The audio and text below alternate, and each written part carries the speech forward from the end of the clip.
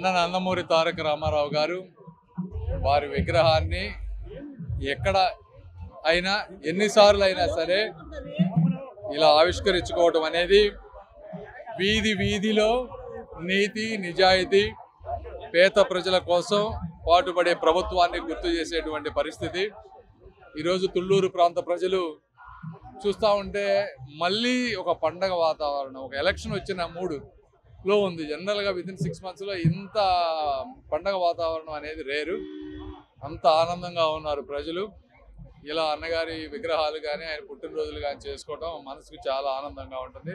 మీకు తెలుసు, అమరావతి గత 5 సంవత్సరాలు తీసుకుంటే వీడు పట్ల భూములు, ముళ్ళు పెరిగిన చెట్లు, రోడ్లు గుంతలు పడ్డ రోడ్లు, ఈ విధంగా చెదిరిన కళలు.